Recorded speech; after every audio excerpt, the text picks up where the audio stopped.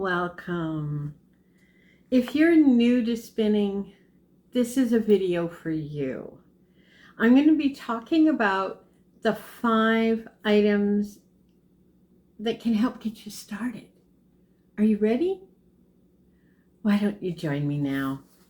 This is something that people have been doing for generations before the wheel. What am I talking about? I'm talking about using a spindle. You know, I remember when I first started, I was looking for an inexpensive way to make 100% wool socks, or at least wool socks that had more than 50% wool in them. And I couldn't find any other than just a plain white or a plain brown yarn in the area where we were living. And somebody then suggested to me, well, why don't you try spinning and making your own? And I thought, really? I didn't know you could do that. So they suggested using a drop spindle. So I went on eBay and I looked and I found a spindle. I don't have it handy here right now. My very first spindle. And it came with some fiber to try. And I went online and I found information on YouTube. This was back when YouTube was barely getting started. And I watched over and over and over to help get me started. So how do you get started? Well, let's talk about that for a second, because the easiest thing to do is to create that drop spindle. So once my husband saw one, he thought, well, I can try to make one. And he did. And I'll just bring this up a little bit closer. This is birch, I think. Yeah. That's actually Alaskan birch, a dowel, and a cup hook. And that's a pretty big one. He put his N on it for Nick. There's no date on this one. There is a little bit of sealant on the bark, but that was it. That's all you have to have. A dowel, something round, and a hook. On the other hand, let me just see if I can find my plastic one. You can get a 3D printed spindle similar to this one. This one's small. I love this one. I use this a lot. So it's just plastic, something to spin, and off it goes. And this is a bottom whirl. This is a top whirl. You can use either one. It doesn't really matter. So this is a small one from Ashford. I use it a lot as well, especially when I'm sitting in my chair. Spindles are all you really need. If you've been following me, you've seen this one before. It's so pretty. I'll just bring it in a little bit closer. See? It's heavier. I like to use it for plying or for getting my leader started. I also have a Turkish spindle that's made here in Canada. And I'll try to leave a link for her site because her spindles are lovely. She does different types of spindles as well. But there's a small Turkish one. I asked her for a small one. And then the other one I have is also Canadian made from Fox Mountain Spindles. And it's a Jelligan. I don't use it very much. It's a little bit heavier for me. And it doesn't have the hook. It has this loopy thing at the top, across at the bottom. So when you're wrapping it on. So that's all you need to get started. A spindle. Well, it's obviously not all you need to get started. You could probably want some fiber as well, and maybe some fiber tools. So before I purchased some used hand cards, I had dog brushes. I had 2 dog brushes that I used. I have an Ashford drum carder, and this is from that. So I use this, and this is a comb that has been used a lot. See the metal, I don't know whether you can tell or not, but the metal tines are all broken down. So that's a good tool to have if you're using some fiber that, now this I just dyed, but you see it's not prepared yet. So you do need some fiber. If you're going to prepare it yourself, you need a little bit of fiber, right? A little bit of fiber, or, well, actually you need a lot of fiber depending on what you want to make. And there's all sorts of places where you can buy pre-washed fiber that you can prepare. You can wash it, or you buy it pre-washed. You can dye it. You can use the dog brushes if you want, or you can buy hand cards, whatever works best for you. Those are fun things to have, aren't they? The other thing you might need, number 3, would be a Knitty Knoddy. And a Knitty Knoddy helps you keep track of how much yarn you have. So I have here, again, this is one Nick made for me, 2004. And it kind of looks pretty rough, right? But it works really well. So you wrap your yarn that you just plied around and around and around. And this gives us exactly 1 yard. And then I have to go online and do a change up to give me my meters, but that is one that I have. And then I did go online about a year ago and purchase this. So this is a Knitty Knoddy made from, there we go, plastic, 3D printed. So that's a yard all the way around. So again, down one side, whoops, down one side, up, down, up, and around. Or you put it all together here.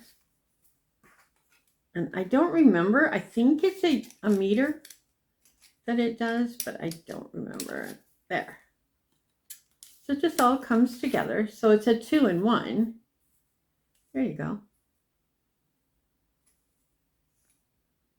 Another Knitty Knoddy. It's not very wide though, but it works. It's fine. It helps. I usually just use the 1 yard one, the wooden one, because I like the way it feels in my hand. There is another little tool that I use, but I don't see, there it is. No. And it's a wraps per inch. And what that does is it gives me how many wraps per inch, whether it's 10, 11, 14, to help me decide the gauge of my yarn. So when I go to do something, I know kind of, because I've knit with it before, where I'm going and how much I'm going to get. So that's possibly part of it too. That's one of the other things that I use. So that would be number 4 maybe, or number 3. The other thing you can use is a Lazy Kate, and I don't have one of those. So what I do when I do a single ply, let me see what I got here. I'm working on this brown. I'll take it off the spindle and I wrap it around my wrist and make a plying bracelet. Well, that's something for another video. But then when I ply it together, I get a 2-ply yarn. On my wheel, I do a 3-ply chain, just like you would crochet, and I get a 3-ply yarn. So that's what I'm going to be working on this afternoon, is finishing up my 3-ply. And on my wheel, there is a Lazy Kate. It's not tension though. Some wheels have a tension Lazy Kate as well. There is something, here's a bonus for you about spinning and spindling, fiber prep, whether you're in the kitchen being the scientist and creating new colors, or sitting in the rocking chair like I am now and spinning away. There's something deeply rooted and spiritual in the rhythm. It creates a meditative process, maybe even what I would use as prayer. In my weekly preparation for my sermons, I'm often spinning or knitting, thinking, going over in my head, what did I just read? What does that mean for me? What would that mean for other people?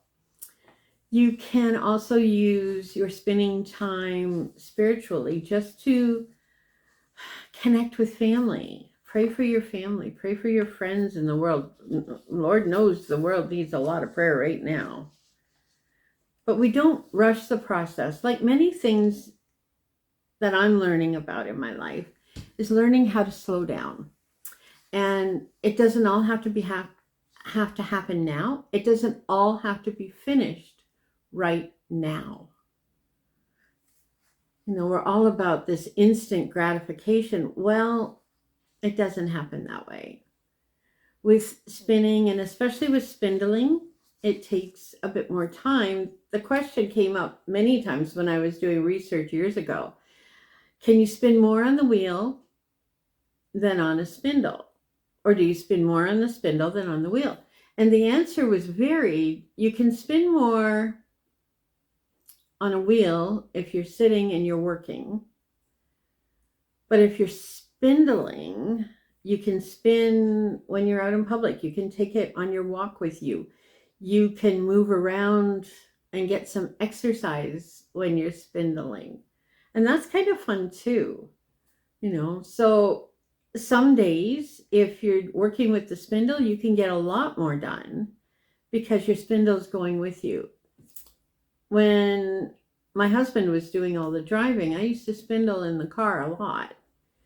It was interesting until we started going over rough roads, and then the spindle would, sway back and forth. But spindling for me is where it started. I knit not my first pair of socks, but my first hand spun socks were all created with hand spun on a spindle. One year when we were traveling back from the north, it's a 10.5-day drive. I knit a pair of socks out of the hand spun that I spun while in the truck. So it's just such a good thing. So my must-haves for spinning will be a good balanced spindle. It's got to be able to turn easily. I have a couple of spindles that look really pretty, but they don't spin very well. So they're not helpful. They just look nice. And sometimes we want that too. Different people have asked me how I store my spindles. Well, I have a jar beside me here with knitting needles and a couple other spinning things, and a couple of these spindles will go in there. And then on the other side of the room, in a vase that's got dried lavender in it, I have spindles, and it's part of a display. So that's a good tool to have too, because you don't want to just have them banging around everywhere. You want to have them on display, or you want to have them within easy reach, right? So that's another kind of must-have item for me. So the spindle, the fiber preparation equipment, if you're preparing your own fiber, Knoddy is important. A lazy Kate, maybe. The first lazy Kate, I have to tell you, the first one I had, Nick made for me. He had a log about that wide, split down the middle, dowels in the end. I think he had 3 dowels. And I was using plastic pop bottles and water bottles at the time, dry, of course, turned upside down with the singles wrapped around the bottle. And that was my lazy Kate. And then I would pull off that. It wasn't tensioned, but it was a good lazy Kate. So a lazy Kate can be very, very helpful. What was the other thing? A wraps per inch tool. And if you don't have one, a ruler. Like just something hard, ruler, wrap it around, figure out how big it is. And then for me, finding a place to store the spindles. And that's kind of fun because guess what? You're going to want more than one. That's my belief. So I hope I've been a little bit helpful. This wasn't really a demonstration on spinning. If you want to see more of a spindle demonstration, I can do that video as well. Let me know in the comments. See, I have this wonderful brown from Germany that I'm trying to finish up. It's all that I have. I've done with the spindle. And it goes, and I wrap it around my fingers. There's a beautiful way to do that where you butterfly, but I don't know how to do that. I tried. It just slows me down. Wrap it back on the spindle and start again. So that's for another video. Anyway, I hope you've enjoyed this. I'm Doll, and I'm known as DollCanCreate. I create in the kitchen. I create in the living room. I create videos about baking and spinning and fiber prep and knitting. And I hope that you've enjoyed this video. Please do the YouTube thing, you know, thumbs up, even thumbs down if you didn't like it. Subscribe, share, comment. Let me know what part of this video stood out for you. What would you like more information about? Because I'd love to be able to share what's important to you. Anyway, for now, may you find a blessing in this day, as always. God bless. Till next time.